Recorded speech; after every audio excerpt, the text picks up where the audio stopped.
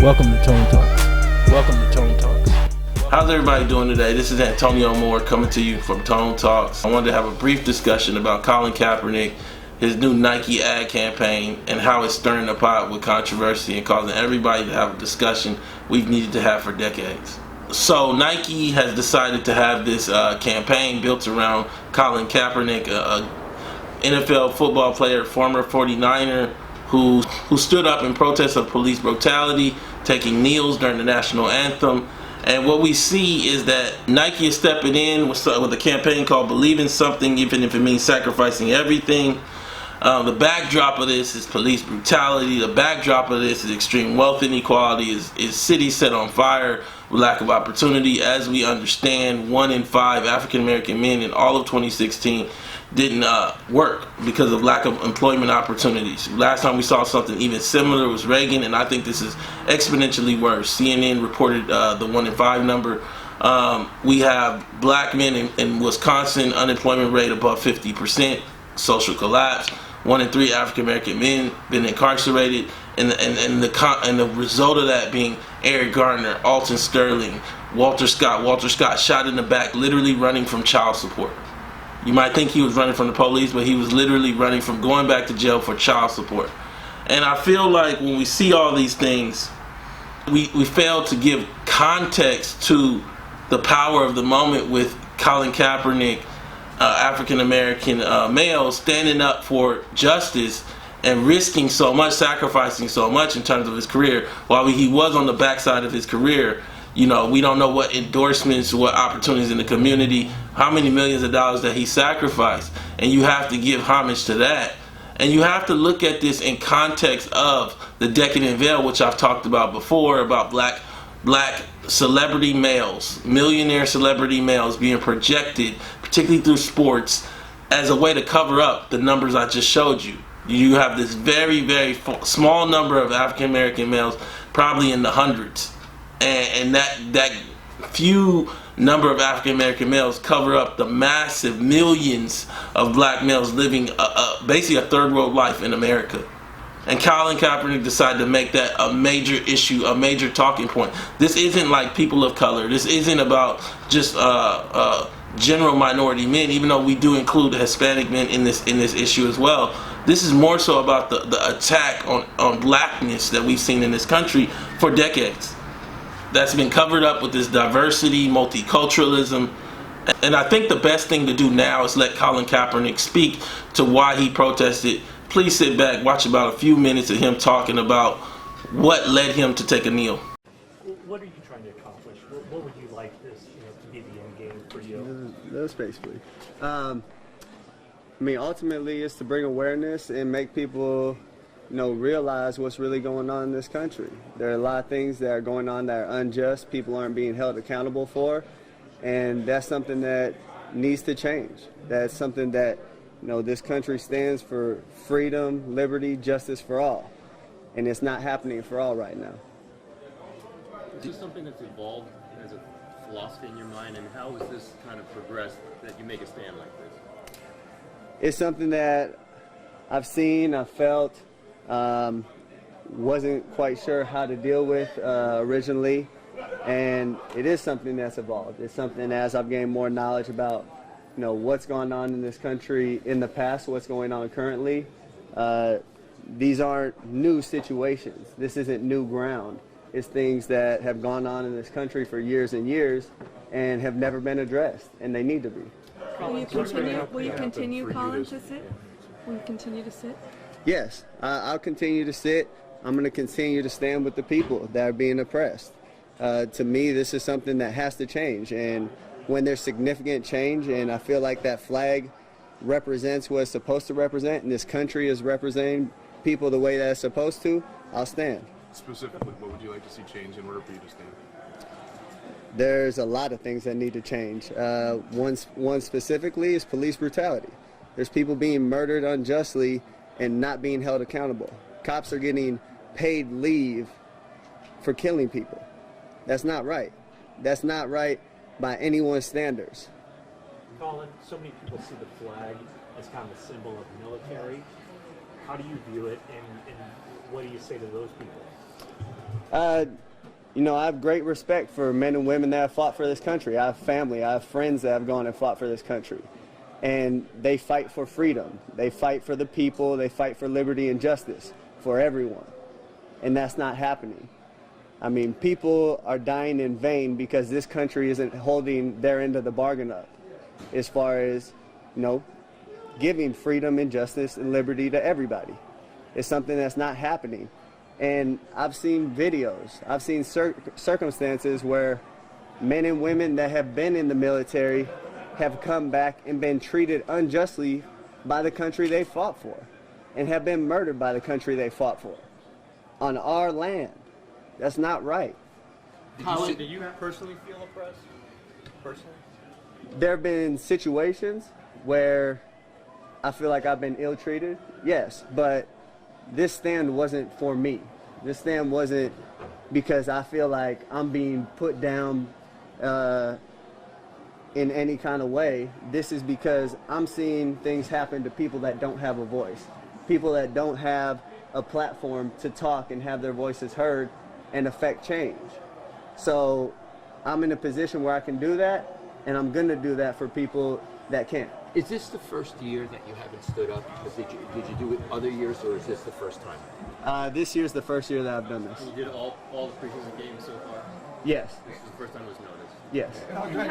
How did your teammates respond when you explained yourself today, and what was the support like for you? The support I've got from my teammates has been great. You know, I think a lot of my teammates come from areas where this might be a situation. Their families might be put in this situation. It's something that I've had a lot of people come up to me and say, you know, I really respect you for what you're doing and what you're standing for. So to me, that's something that I know what I'm doing what's right, and I know other people see what I'm doing is right. It's something that we have to come together, we have to unite, we have to unify and make a change. What do you say to the people that say, hey, you're doing the right thing, but you're going about it the wrong way? I don't understand how it's the wrong way. To me, this is a freedom that we're allowed in this country. And going back to the military thing, it's a freedom that men and women that have fought for this country have given me this opportunity by the contributions they have made. So I don't see it as going about it the wrong way. This is something that has to be said. It has to be brought to the forefront of everyone's attention. And when that's done, I think people can realize what the situation is and then really affect change. You've done it every preseason game. Are you almost relieved that it took this game and the questioning that followed to let your voice be heard? It wasn't something that I really planned as far as it blowing up. It was something that I personally decided I just can't stand for what this represents right now. It's not right. And the fact that it has blown up like this, I think is a good thing. You know, it brings awareness. Everybody knows what's going on, and this sheds more light on it. Now, I think people are really talking about it, having conversations about how to make change, what's really going on in this country, and we can move forward. Are you concerned this is seen as like a blanket indictment of law enforcement in general? What was that? Are you concerned that it can be seen as a blanket indictment against law enforcement in general? As far as what? I don't really understand what you're trying to get at. People getting murdered by police. I mean, do you think that it's seen as sort of an indictment against police? There is police brutality. Yeah. People of color have been targeted by police. So that's a large part of it. And they're government officials. They're put in place by the government. So, you know, that's something that this country has to change. There's things we can do to, you know, hold them more accountable, make those standards higher. You have people that practice law and are lawyers and go to school for 8 years, but you can become a cop in 6 months and don't have to have the same amount of training as a cosmetologist. That's insane. I mean, someone that's holding a curling iron has more education and more training than people that have a gun and are going out on the street to protect us. Colin, you said doing stuff beyond sitting. What was that? Do you plan on doing stuff beyond sitting during the national anthem, as far as activists, kind of rolling your sleeves up and getting out in the community Yeah, most definitely. There are things that I have in the works right now that I'm working on to, put together in the future and come to fruition soon. Those are things that I'll talk about as we get closer to those days. Colin, you say that it's a good thing that this is blowing up now because it's getting some attention. Any concern about the timing of it, a critical part of training camp, and the possibility of it being a distraction? No, I don't see it as a distraction. I think it's something that can unify this team. It's something that can unify this country.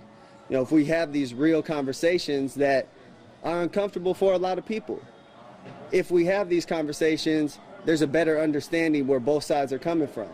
And if we reach common ground and can understand what everybody's going through, we can really affect change and make sure that everybody's treated equally and has the same freedom. Cap, has anybody from the league or the team or anybody said tone it down or anything? Because clearly you're speaking your mind right now. It doesn't seem that anyone's trying to, from the organization, whatever, is trying to quiet you.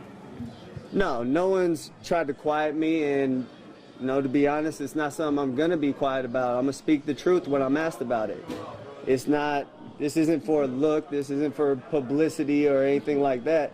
This is for people that don't have the voice.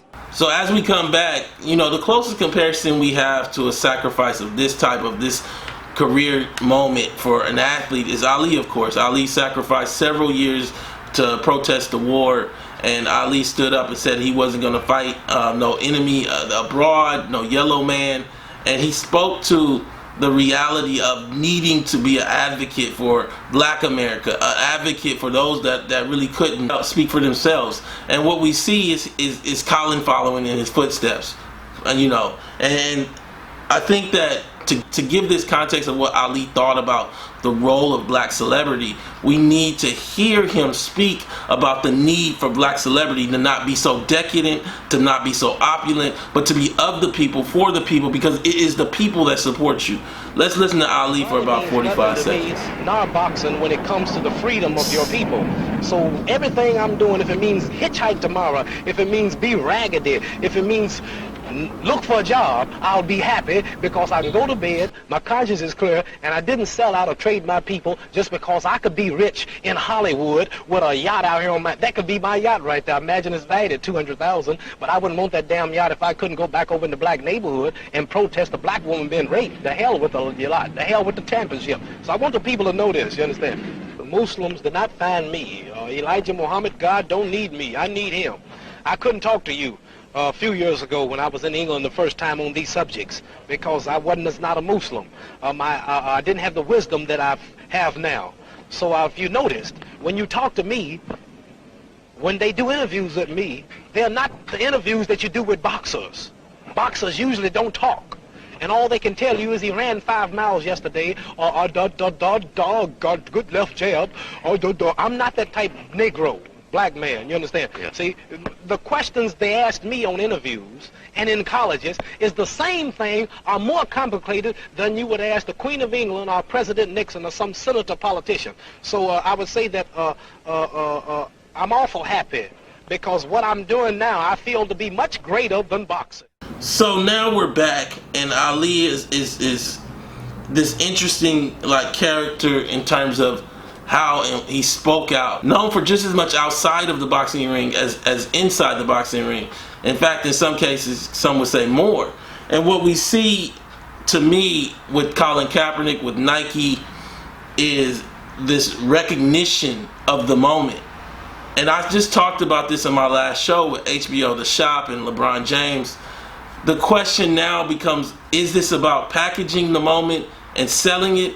Or is this really about projecting the moment? And that's the danger of Nike stepping in. I feel in some ways I can recognize the importance for them to recognize Colin Kaepernick's sacrifice. But this is, at the end of the day, a shoe company that supported and projected Michael Jordan, who was apolitical for so long, to all of us as the image of Black maleness, as the image of Black celebrity. And here we are now, 30 years later, because of Black Lives Matter, because of the energy that people like myself, Yvette Carnell, and others are creating on YouTube, because of the need to recognize wealth inequality. Wealth inequality right now, according to economists, is at the highest level in U.S. history. And it's largely been accelerated in the last decade under President Barack Obama. all of the realities of an extreme lack of opportunity are right here in front of us. So of course, a corporate sponsor, a company like Nike, is going to recognize that and see the wind. Trump is in office, everybody's standing against Trump in the urban communities. Okay, let's tap into that. My fear is that they use Colin Kaepernick as a Trojan horse instead of letting Colin Kaepernick grow organically like he was doing already. He was already bringing the lawsuit. He was already getting spin. I just covered him on 2 different shows in the last 4 weeks. One with the HBO The Shop, and another one I contrasted him and LeBron to Ali. So I look at this in light of the decadent veil. I've talked to you about the decadent veil before, and the conundrum of black celebrity. The conundrum of particularly of black male celebrity. The reason why is because black males are largely African American, DOS, descendant of slave. Black males are largely collapsed. When I say that, I look at it in terms of incarceration, in terms of unemployment, and no one really is recognizing it. Something we've not seen in a modern society from a subgroup, particularly for a subgroup that came out of slavery that was forced upon their family for centuries. So here we are. We want to see a happy, jovial African American male get $1 million to make us all feel that there's a chance for everybody to be rich. But the decadent veil is getting unsheathed. The decadent veil is being uncovered, and Kaepernick is right there at the cusp of it. And here we are. What's going to be the reaction? And for a lot of the people who go to these games in the NFL, who go to these NBA games, who cheer these white people in the stands when you watch every game, massive numbers of white people, Oklahoma City, New York, Los Angeles, they didn't come here to hear no protests in San Francisco. They want to see Steph Curry. They want to see some old happiness, Jimmy Garoppolo running up and down the field. They didn't come here to hear about the fact that Oscar Grant was shot down not too far away, Fruitville Station. They didn't come here for that. So can the athlete that makes millions of dollars, making white folks happy and making America acceptable for black folks, become Colin Kaepernick and survive?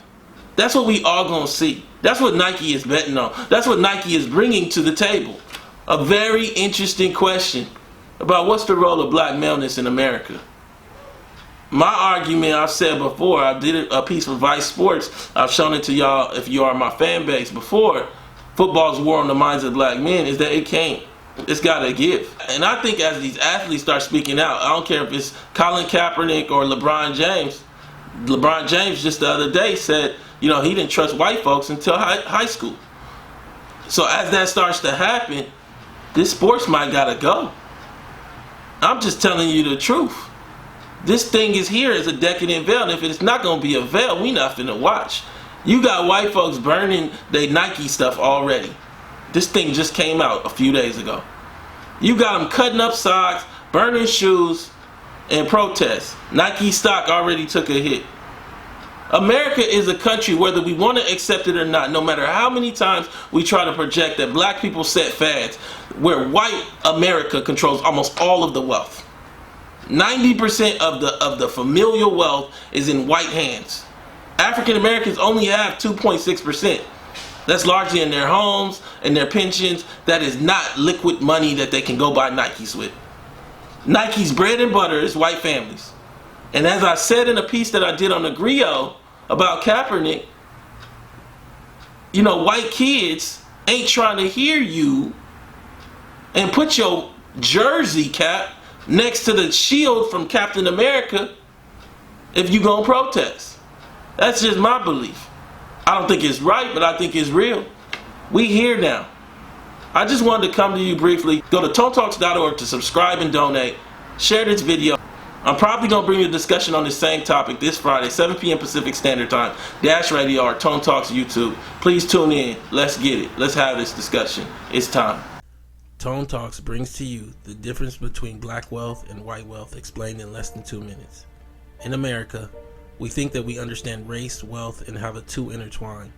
We believe in a sharing of wealth among the races that largely does not exist. The truth is, by the data, there are really hardly any blacks that are millionaires in the United States, and whites largely own almost all of the personal wealth in the country. According to demos.org, white America owns 90% of the national wealth, with the top 50% of white families holding 88% of all of America's personal wealth in their bank accounts. Despite having billionaire Oprah Winfrey, of the 14 million black families, less than a few 100,000 of these households are worth more than $1 million, and that number is shrinking. While at the same time, over 8.5 million white families are worth more than $1 million. Adding to this, almost all of the 540 American billionaires are white as well. In fact, according to a report by Credit Suisse, to be in the top 5% of black families, you only need to be worth $356,000, including your house. All while just the top few hundred white American families are worth more than all of black America combined. Subscribe to learn more at tonetalks.org.